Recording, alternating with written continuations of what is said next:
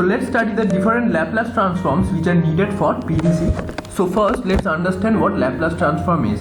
So for a function f of t, the Laplace transform of f of t is given by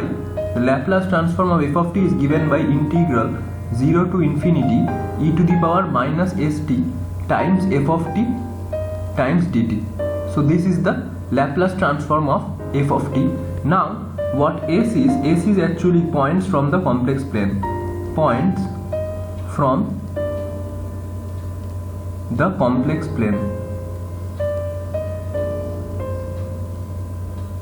So you might be wondering what this is. Actually in the complex plane we have various points which are denoted by this point in the complex plane can be denoted by x plus iy. So all such points from the complex plane are denoted by s, and this is what s is. So now let's discuss some important formulas which are needed. So the first one is the Laplace transform of t to the power n. So Laplace transform of t to the power n is given by n factorial divided by s to the power n plus 1. So the Laplace transform of cos at is equal to s divided by s square plus a square. So from 1 we can write the Laplace transform of 1. Laplace transform of t to the power n equals to n factorial by s to the power n plus 1. So for Laplace transform of 1, n will be 0. So 0 factorial by s to the power 1 equals to 1 by s.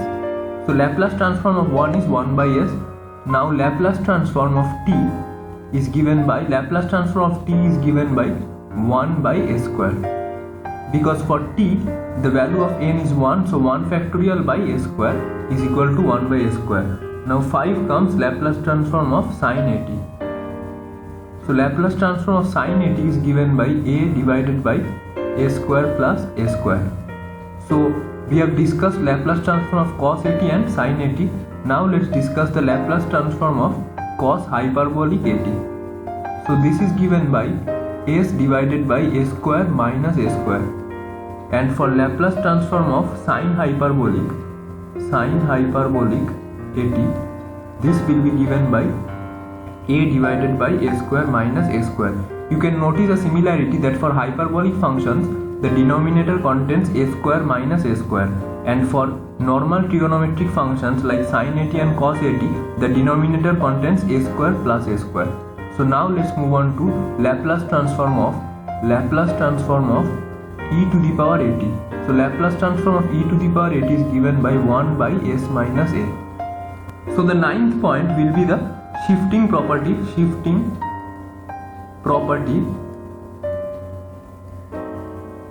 in Laplace transforms. So the shifting property says that if the Laplace transform of f of t is equal to f of s, then the Laplace transform of e to the power at times f of t is given as f of s minus a. So to show this, let's try some examples. So Laplace transform, we find the Laplace transform of e to the power at times sin t. So to find this, first we know that Laplace transform of sin t will be 1 divided by a square plus 1. So for e to the power at times sin t, what we need to do is replace this s by s minus a. So here a is e to the power at, so it will be a. So the value of this will be 1 by s minus a whole square plus 1. So similarly, the Laplace transform of e to the power at times t will be given as, for t, Laplace transform of t is equal to, we know that the Laplace transform of t is equal to 1 by s square. So we use that to find the Laplace transform of e to the power at times t. So Laplace transform of t is 1 by s square. So we can write that, just replace s by s minus a. So what we get is s minus a whole square. This is the Laplace transform of t times e to the power at. After the shifting property, we have the Laplace transform of integrals. The Laplace transform of 0 to t integral f of t dt is given by the Laplace transform of 0 to t f of t dt is given by f of s by s. So next comes the derivative property. Laplace transform of f dash t is given by s times fs minus f of 0.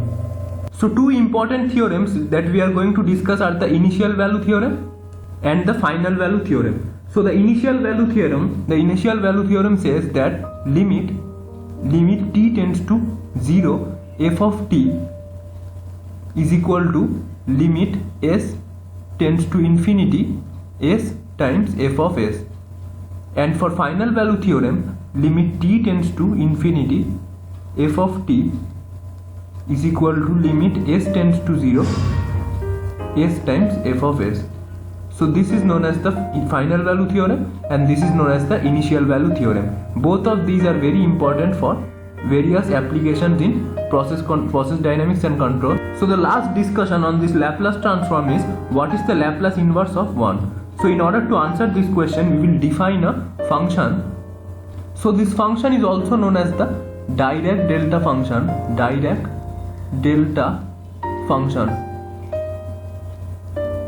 So in order to define this, ft equals to infinity for t equal to 0. So when t equals to 0, the function gives infinite peak, and for t not equals to 0, the value of this function is equal to 0. So that means it is a spike of infinite height and 0 width. So that is why I have colored the y-axis with purple color. So this is ft versus t, and this function is known as the Dirac delta function. So this function, so if I take the Laplace transform of this function, I get 1. The Laplace transform of this function will give a 1. So Dirac delta function is denoted by delta of t. So if I take Laplace of delta of t, I get 1. So the inverse of, so L inverse of 1 is nothing but the Dirac delta function. So these were the first important points regarding the Laplace transforms. So next we shall be discussing about forcing functions. So a forcing function is a time varying disturbance which is introduced to a system.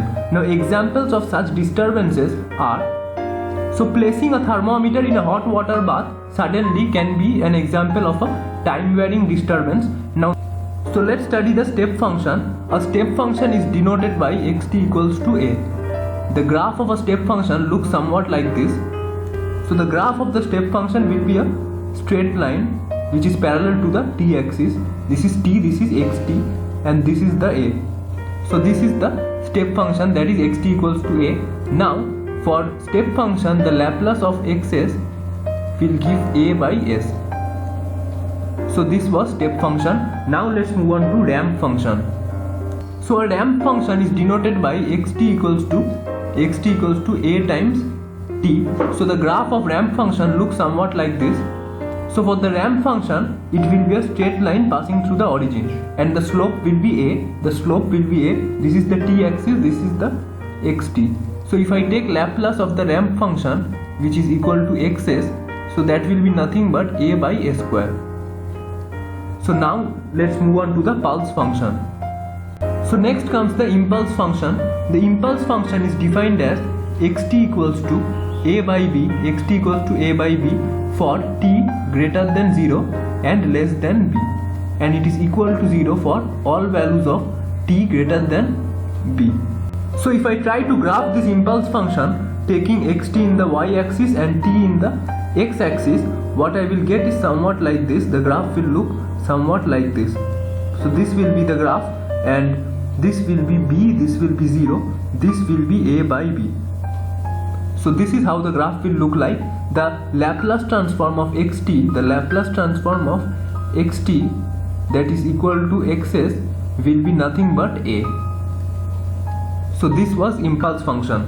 So lastly we have the sinusoidal function. It is given by xt equals to a sin omega t for t greater than 0, and it is equal to 0 for t less than 0. For all the functions that we have discussed so far, for t less than 0, the value of xt was equal to 0. So now if I plot it, so if I plot xt versus t, then the plot will look somewhat like this.